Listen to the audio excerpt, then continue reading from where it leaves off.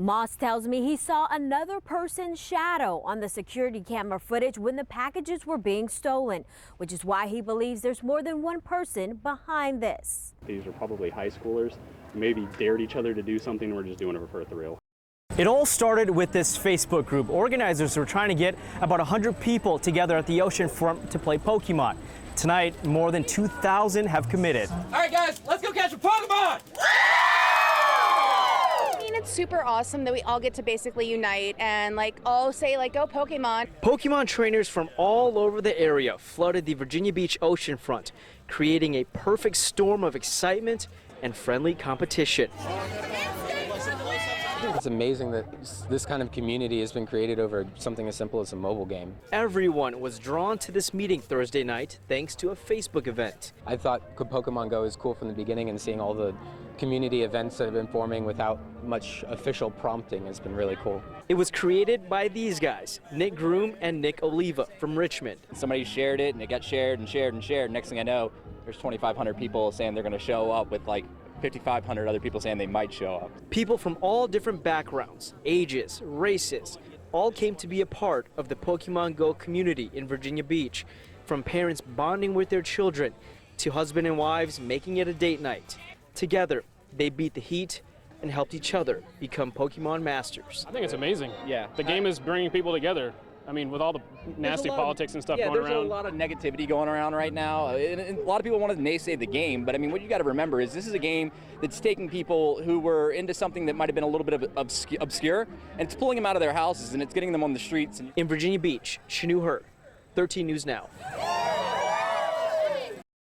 Eastern equine encephalitis is a concern this year, and potentially Zika virus. Now that the first cases of the Zika virus transmitted in the U.S. have been confirmed in Florida, Chesapeake Mosquito Control is tracking the insects even more, especially since one person has already come forward with the virus in the city. The individual called us up very early in the process, just as that person was starting to get ill. Because if we can get in very quickly, we can do our job and suppress mosquito populations before this disease can spread locally. And we're trying to do our part to sample the mosquitoes, make sure we don't have Zika virus around here spreading. They use buckets like this to trap the mosquitoes and test them for diseases. They emit carbon monoxide and a people smell from a lure to get the mosquitoes inside. Because it smells like people.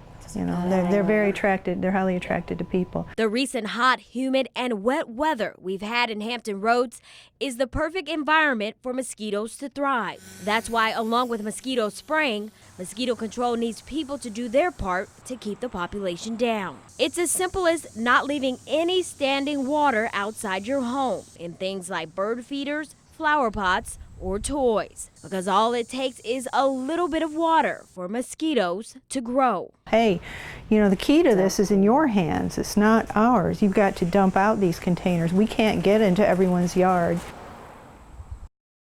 All right, a young man was shot to death outside his home in Chesapeake. Family members tell us he was a father and leaves behind 2 young children. Now, neighbors tell us this happened in broad daylight around 5:30 on Bell Tower Arch in South Norfolk.